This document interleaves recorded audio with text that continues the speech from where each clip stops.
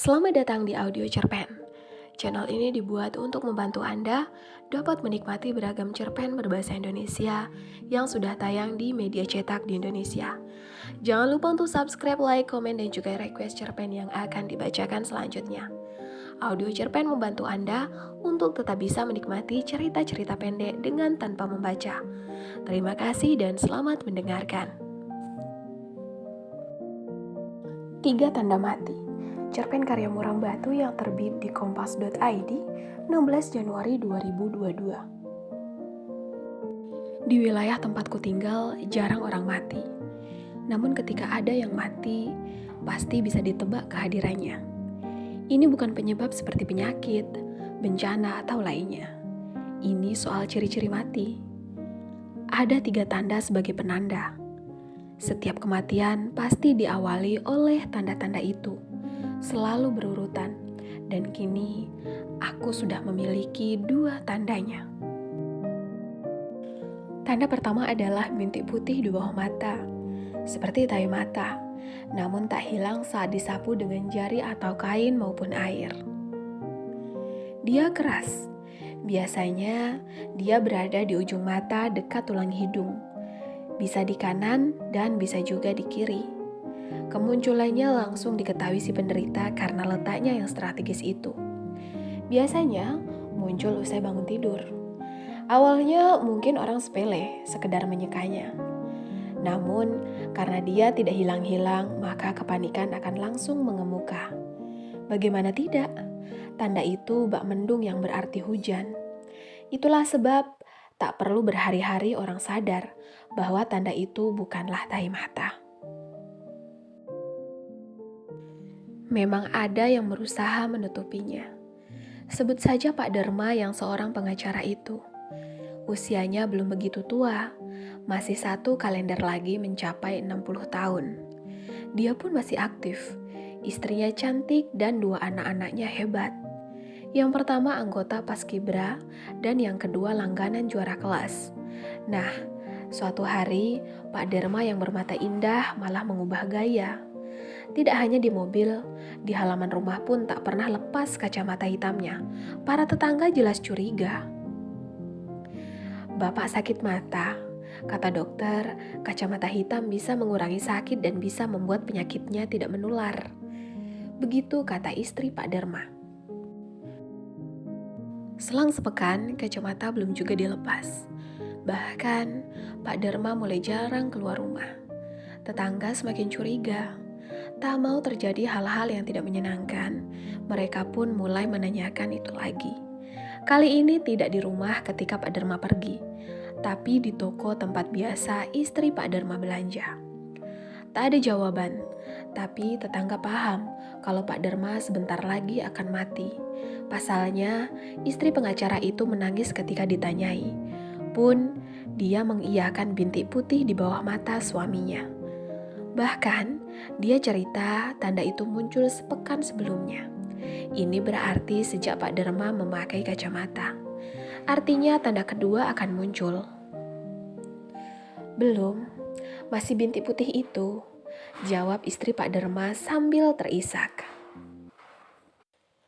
Terus, apa yang harus aku lakukan supaya suamiku tidak mati? Tambahnya. Tak ada orang yang menjawab karena memang belum ada yang menemukan jawaban. Orang-orang bubar dan istri Pak Derma langsung pulang. Sejak itu, Pak Derma tak pakai kacamata lagi. Tapi 2 pekan kemudian dia mati, jatuh di kamar mandi. Tentu ini terjadi setelah tanda kedua dan ketiga muncul. Ada juga yang tak menutupi tanda. Sebut saja Bu Indah. Dia seorang guru. Belum tua juga, masih 40-an tahun. Tidak punya anak dan suaminya adalah tukang jahit. Keduanya tinggal di rumah warisan dari keluarga Bu Indah. Suatu hari, Bu Indah yang memang indah kalau dipandang mendapat pandangan aneh dari anak didiknya. Dia guru SMA, anak didiknya sudah paham soal penampilan. Jadi ketika ada tahi mata yang luput dibersihkan, maka akan langsung ketahuan. Dan Bu Indah langsung lari ke toilet sekolah.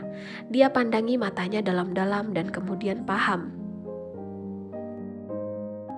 Ini bukan tai mata, anakku sayang. Ini tanda. Tanyalah pada orang tua kalian apa artinya. Begitupun, mari kita lanjutkan pelajaran. Waktu sudah terpotong banyak, kata Bu Indah begitu sampai di kelas. Setelah itu, Bu Indah tetap mengajar seperti biasa. Dia tak merasa risih dengan bintik putih di bawah matanya itu. Artinya, tak ada yang berubah kecuali matanya sering basah dan seringnya dia menemani sang suami menjahit. Dan jelang sebulan sejak tanda itu muncul, dia mati. Dia mengembuskan napas terakhirnya di pelukan sang suami usai sarapan atau sekian menit sebelum ke sekolah. Tentu ini terjadi setelah tanda kedua dan ketiga muncul. Aku bukanlah Pak Dharma apalagi Bu Indah. Aku masih sangat muda, masih lajang. Pun aku baru saja jadi polisi yang ditempatkan di wilayah ini. Tanda-tanda itu harusnya tidak terjadi padaku. Nyatanya tetap saja ada bintik putih di bawah mataku, dan itu sudah 2 pekan lamanya.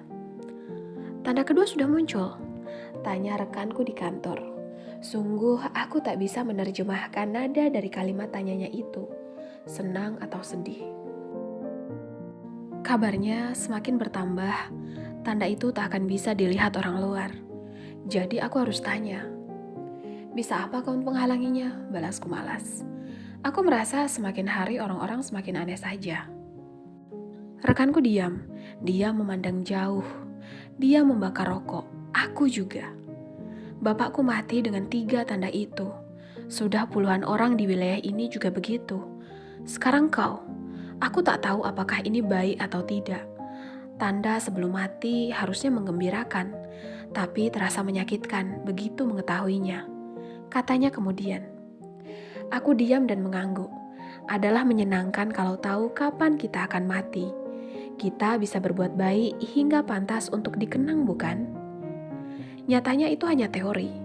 Apa yang bisa kau lakukan ketika tanda-tanda itu malah menjelma teror? Kau akan mati. Kau segera mati. Matilah kau.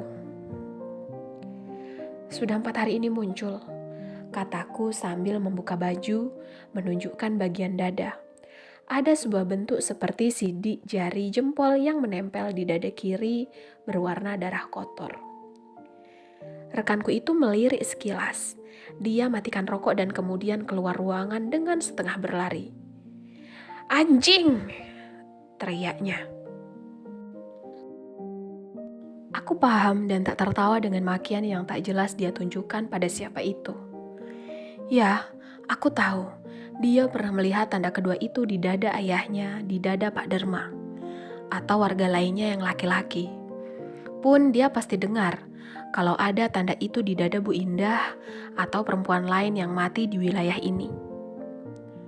Dan kini dia lihat tanda itu di dadaku setelah sebelumnya dia sibuk dengan bintik putih di bawah mata.